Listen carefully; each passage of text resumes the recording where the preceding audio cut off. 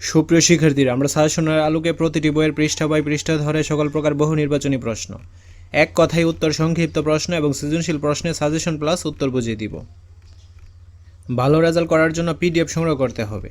পিডিএফগুলো কেন সংগ্রহ করবে? প্রতিটি বিষয়ের প্রতিটি অধ্যায়ে লাইন বাই লাইন ধরে তোমাদের বুঝিয়ে দেওয়া হবে এবং প্রতিটি পিডিএফে extra practice and most important প্রশ্ন দেওয়া থাকবে।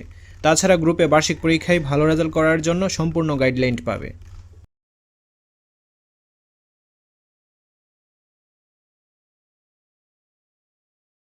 তো আজকের ক্লাসের আলোচনার বিষয় হচ্ছে বিষয় বিজ্ঞান শ্রেণী অষ্টম, বার্ষিক সমষ্টিক মূল্যের নির্দেশিকা 2024 এবং আমরা আলোচনা করব গতির কথা এই অধ্যায়টার উপর। সম্পূর্ণ অধ্যায়টা নিয়ে আমরা আলোচনা করব। এই সাজেশনটা এমনভাবে তৈরি করা হয়েছে যেন তোমাদের বই না পড়লেও তোমরা ভালো একটা মার্কস অর্জন করতে পারো। তার জন্য কি করতে হবে? অবশ্যই পিডিএফ সংগ্রহ করতে হবে। প্রথমে আমরা বই থেকে গতির কথা অধ্যায়টা দেখে নিই। তো এখানে দেখো দূরত্ব ও সরণ। দূরত্ব কি, সরণ কি, এই সম্পর্কে বিস্তারিত ডিটেলস আমি আমার পিডিএফে উল্লেখ করেছি, তোমরা কিছুক্ষণ পরেই দেখতে পারবে। তাছাড়া এইটা দেখো, চলমান বস্তুর বেলায় একটি বস্তু যেটুকু জায়গা অতিক্রম করে তার দৈর্ঘ্যের পরিমাণই হচ্ছে কি দূরত্ব। সেটি সরল রেখাই হতে পারে, আবার আঁকাবাঁকাও হতে পারে। দূরত্বের একটা পরিমাণ আছে কিন্তু কোনো দিক নেই। অন্যদিকে বিজ্ঞানের ভাষায় সরণ হচ্ছে একটি বস্তু আগের অবস্থান থেকে নতুন অবস্থানে মোট কতটুকু সরে গেছে তার পরিমাপ। ঠিক আছে? তো সরণের দিক রয়েছে কিন্তু দূরত্বের কোনো দিক নেই। তুমি যদি উত্তর দিকে 10 কিলোমিটার গিয়ে আবার দক্ষিণ দিকে 5 কিলোমিটার ফিরে আসো, তাহলে সব মিলিয়ে তুমি 15 কিলোমিটার দূরত্ব অতিক্রম করেছো। আশা করছি বুঝতে পেরেছো। কিন্তু তোমার সরণ হচ্ছে উত্তর দিকে 5 কিলোমিটার। সরণের বেলায় সব সময় দিক নির্দিষ্ট করে দিতে হয়। নিচের ছবিতে কয়েকটা দূরত্ব এবং সেই একই দূরত্বের জন্য সরণের পরিমাপের উদাহরণ দেওয়া হলো। আমরা এই চিত্রটা দেখার মাধ্যমে সরণ এবং দূরত্ব সম্পর্কে ক্লিয়ার হয়ে যাব। তো এই রেডিংটা প্রথমে বুঝিয়ে দিই। বাম দিকের ছবিতে একটি ছেলে তার শুরুর অবস্থান থেকে রওনা দিয়ে 2 কিলোমিটার হেঁটে একটি গাছের কাছে গিয়ে দিক পরিবর্তন করে 4 কিলোমিটার হেঁটে একটি ঘরের কাছে গিয়েছে। এই যে এইটা হচ্ছে ব্যক্তির অবস্থান। এই অবস্থান থেকে 2 কিলোমিটার প্রথমে সে হাঁটলো, হাঁটার পর গাছের কাছে গেল, তারপর গাছের অবস্থান থেকে আরও 4 কিলোমিটার হেঁটে ঘরের অবস্থানে গেল। দেন কি হলো? সেখানে আবার দিক পরিবর্তন করে 3 কিলোমিটার হেঁটে একটি জলাশয়ের কাছে গিয়েছে। তো এই ঘর থেকে 3 কিলোমিটার আবার অবস্থান পরিবর্তন করেছে। পরিবর্তন করার পর সে একটা জলাশয়ের কাছে পৌঁছেছে। সব মিলিয়ে এখন তার দূরত্ব কি হবে? এখানে হচ্ছে 2, এখানে 4, এখানে 3, তো মোট হবে 9 কিলোমিটার তার দূরত্ব। সে 9 কিলোমিটার দূরত্ব অতিক্রম করেছে। তার শুরুর অবস্থান থেকে জলাশয়ের সরণ তীর চিহ্নের দিকে 5 কিলোমিটার। তো এইটা হচ্ছে ব্যক্তির অবস্থানটা। ঠিক আছে? এই অবস্থান থেকে সে সরাসরি এই দিকে 5 কিলোমিটার চলে গেছে, অর্থাৎ তার লক্ষ্যবস্তুটা হচ্ছে এই জলাশয়। আর সে আরেকভাবে গেছে, এই যে এই জায়গা থেকে এভাবে ঘুরে সে এইভাবে গেছে। তো এই জায়গা থেকে যখন ঘুরে এইভাবে যাবে, যতটুকু পথ অতিক্রম করবে সম্পূর্ণটাই হচ্ছে কি ওই ব্যক্তির দূরত্ব। আর সরণ হচ্ছে, দেখো এই জায়গা থেকে যখন সরাসরি এইভাবে পৌঁছে গেল, তখন তার সরণ হলো কি 5 কিলোমিটার। অর্থাৎ এই অবস্থানে আসতে সে এই দিকে গেলে 9 কিলোমিটার লেগেছে, কিন্তু এই দিক থেকে জলাশয়ে যাওয়ার জন্য লেগেছে কয় কিলোমিটার? 5 কিলোমিটার। এই ক্ষেত্রে তার সরণ হচ্ছে 5 কিলোমিটার।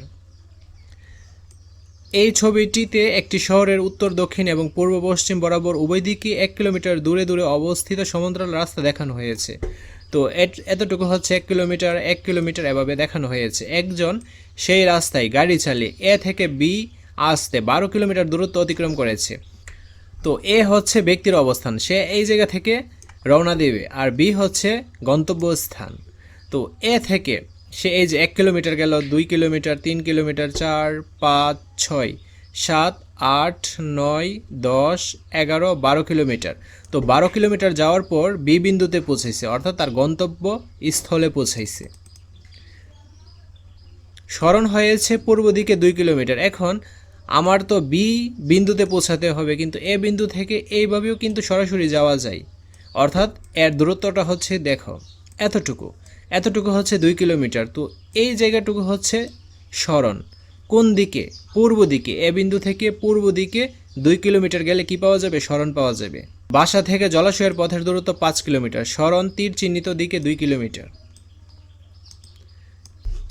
এখন এখানে ব্যাখ্যা করা হয়েছে দ্রুতি ও বেগ নিয়ে। তো এখানে দেখো, একক সময়ে অতিক্রান্ত দূরত্ব হচ্ছে দ্রুতি, অর্থাৎ কোনো বস্তু যদি টি সময়ে ডি দূরত্ব অতিক্রম করে তাহলে তার দ্রুতি হচ্ছে ভি সমান ডি বাই টি। তো এইগুলো নিয়েও আমাদের সাজেশনের সিরিয়ালে বর্ণনা করা হয়েছে, যারা পিডিএফটি সংগ্রহ করবে তারা বুঝতে পারবে।